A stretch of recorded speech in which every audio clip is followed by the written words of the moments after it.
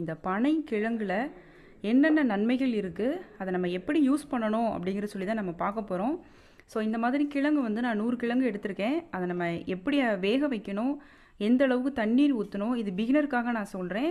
நல்ல எக்ஸ்பர்ட்டாக இருந்தீங்க அப்படின்னா உங்களுக்கு தெரியும் அது எப்படி பண்ணணும் அப்படின்னு சொல்லிட்டு. ஸோ பிகினருக்காக தான் நான் இது சொல்கிறேன். எந்த அளவுக்கு நம்ம உப்பு போடணும், எந்த மாதிரி வேக வைக்கணும் அப்படிங்கிறத நான் ஃபஸ்ட்டு சொல்லி காட்டியிருப்பேன். அதுக்கப்புறமா இந்த பனைக்கிழங்குல 2 விதமான டிஷ் நான் உங்களுக்கு சொல்லி காட்டியிருக்கேன். அதாவது லட்டு தான் நான் செஞ்சுருப்பேன். ஒன்று இனிப்பு வச்சு, இன்னொன்று கொஞ்சம் வித்தியாசமாக நான் செஞ்சுருப்பேன். ஸோ அதை எப்படி செய்யலாம் அப்படின்னு சொல்லிட்டு நம்ம பார்க்கலாம். அதுக்கு முன்னாடி இது வரைக்கும் என்னோடய சேனலை சப்ஸ்கிரைப் பண்ணாதவங்க மறக்காமல் சப்ஸ்கிரைப் பண்ணிக்கோங்க. பக்கத்தில் இருக்கிற பெல் சிம்மில் நீங்கள் கிளிக் பண்ணிக்கோங்க. நிறைய பேர் நோட்டிஃபிகேஷன் எனக்கு வரலை அப்படின்னு சொல்லிட்டு சொல்கிறாங்க. ஸோ அவங்க மறுபடியும் நீங்கள் ரீசெக் பண்ணிக்கோங்க, நீங்கள் அந்த பெல் சிம்பிள் கிளிக் பண்ணியிருக்கீங்களா அப்படின்ட்டு. அப்போ தான் நான் போடுற வீடியோஸ் வந்து உங்களுக்கு உடனுக்குடன் நோட்டிஃபிகேஷனாக உங்களுக்கு வரும், நீங்கள் உடனே நீங்கள் பார்க்க முடியும். ஸோ வாங்க இது எப்படி செய்யலாம் அப்படின்னு சொல்லிட்டு நம்ம இப்போ பார்க்கலாம். இது வந்து பனைக்கிழங்கு. இதுதான் இன்றைக்கி நம்ம அவிக்க போகிறோம். அவிச்சியில் நிறையா விதவிதமாக நான் உங்களை டிஷ் செஞ்சு காட்ட போகிறேன். ஸோ இதுலேருந்து இப்படி எடுக்கலாம் நம்ம இதை. ஸோ இந்த மாதிரி வெளியில் இருக்கிற இந்த தோலை நம்ம எடுத்துகிட்டு இந்த போர்ஷன் மட்டும் தான் நம்ம அவிக்க போகிறோம். ஸோ நான் இவ்வளோ கிழங்கு எடுத்திருக்கேன். ஸோ இப்போ இதை அவிச்சு நம்ம எடுத்துக்கலாம். தட்டைப்பயிறு செடி இது. பாகற்காய் விதை போட்டிருந்தேன், அது இப்போ தழுத்து வருது. மஞ்சள் கரிசலாங்கண்ணி நான் வீடியோ போட்டிருப்பேன் ஏற்கனவே அந்த செம்பட்டை முடிக்காக. ஸோ அப்போ காட்டியிருந்தேன், உங்ககிட்ட கூட நான் சொல்லியிருந்தேன் நீங்கள் இந்த மாதிரி நட்டு வச்சிங்க அப்படின்னா உங்களுக்கு யூஸ்ஃபுல்லாக இருக்கும் அப்படின்னு சொல்லிட்டு. ஸோ நான் அதான் அன்றைக்கே நட்டு வச்சேன். அது இவ்வளோ வளர்ந்துருக்கு, பூவும் பூத்தாச்சு. இது ஒரு கீரை, பசலை கீரை அப்படின்னு சொல்லுவாங்க. செம்பருத்தி.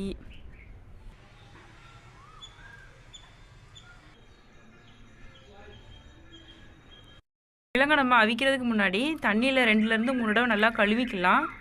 கழுவிட்டு அதுக்கப்புறமா நம்ம இதை அவிச்சு எடுப்போம். கிழங்கு நல்லா நம்ம கழுவியாச்சு. ஸோ இப்போ இதை நம்ம அவிச்சிக்கலாம். இந்த மாதிரி பெரிய பானை எடுத்திருக்கேன். இந்த பானையில் ஒரு 3 லிட்டர் தண்ணி நான் எடுத்திருக்கேன். நான் சொல்கிறது ஒரு 100 கிழங்குக்கான அளவுகள். இந்த அளவுக்கு நம்ம உப்பு போடணும். ஒரு 2 டேபிள் ஸ்பூன் வரும் உப்பு, இது கூட சேர்த்துக்கலாம். மஞ்சள் பொடி வந்து அரை டீஸ்பூன் நம்ம சேர்த்துக்குவோம்.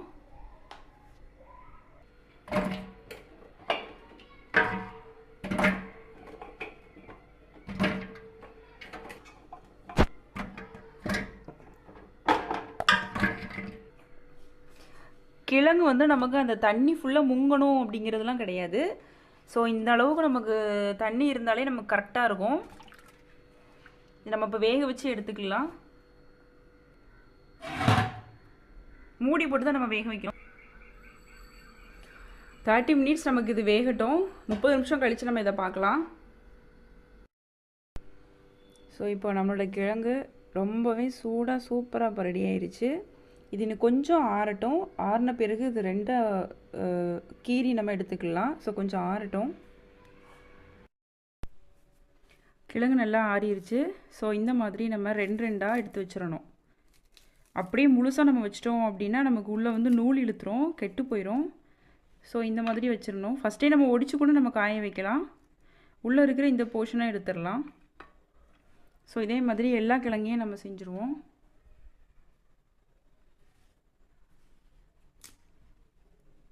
இந்த மாதிரி நம்ம ஒடிச்சு கூட நம்ம போட்டுக்கலாம். எல்லா கிழங்கையும் இந்த மாதிரி நான் 2 ஒடிச்சு நான் போட்டிருக்கேன். ஸோ இப்போ இதை மாடியில் கொண்டு நல்லா வெயிலில் காய வச்சிடலாம்.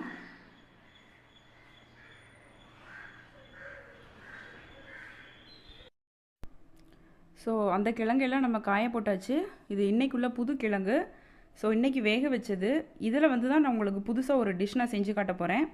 பனங்கிழங்குல அந்தளவுக்கு நிறைய நன்மைகள் இருக்குது நமக்கு. ஸோ இது வந்து நிறைய ஃபைபர் கண்டென்ட் இருக்குது. அதாவது நார்ச்சத்து அதிகமாக இருக்கிறதுனால மலச்சிக்கலுக்கு ரொம்பவே நல்லது. அயன் கண்டென்ட் இருக்குது, குழந்தைகளுக்கும் ரொம்ப ரொம்ப ஏற்றது. ஸோ இன்றைக்கி இதில் உங்களுக்கு லட்டு மாதிரி ஒன்று நான் செஞ்சு காட்ட போகிறேன். ஸோ அது எப்படி செய்யலாம் அப்படின்னு சொல்லிட்டு இப்போ நம்ம பார்க்கலாம்.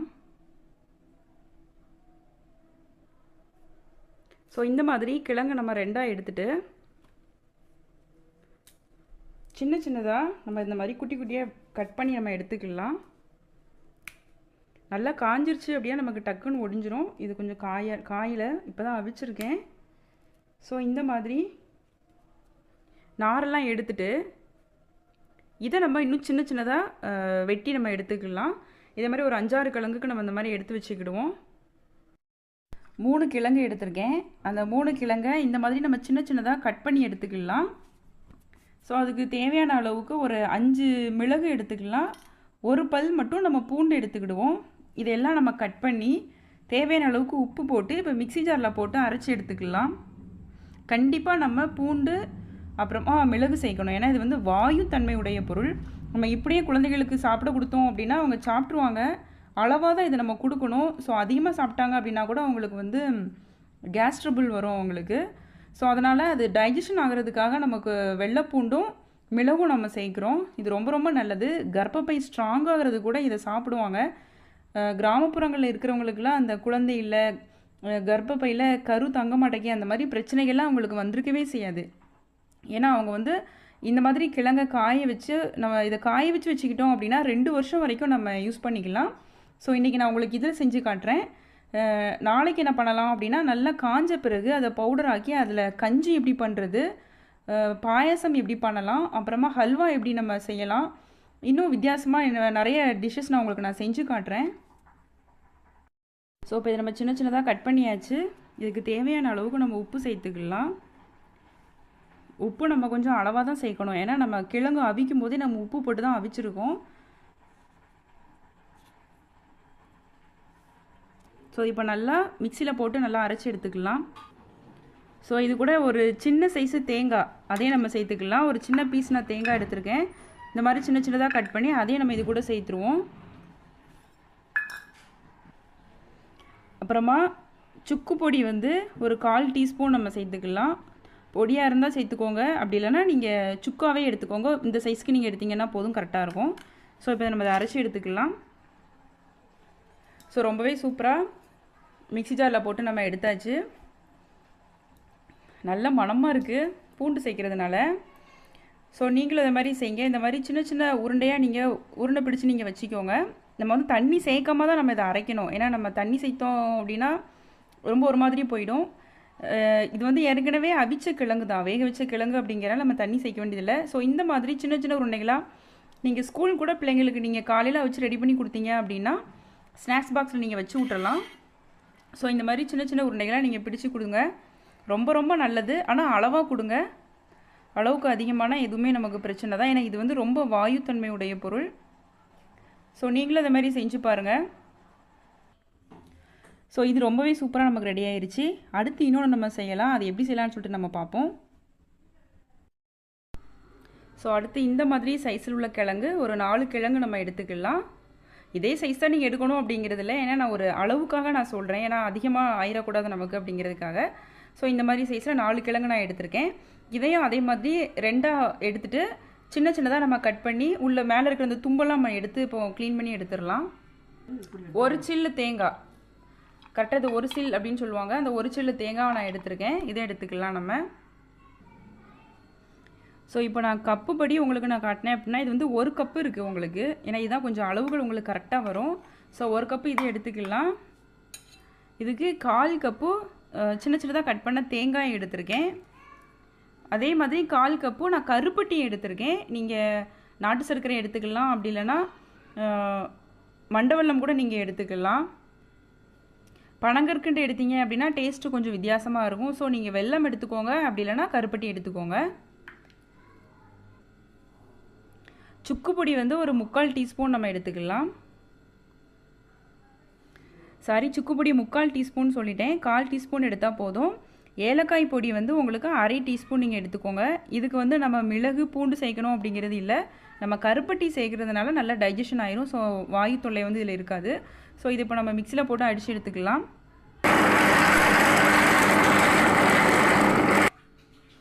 ஸோ ரொம்பவே சூப்பராக இது இப்போ ரெடி ஆயிருச்சு.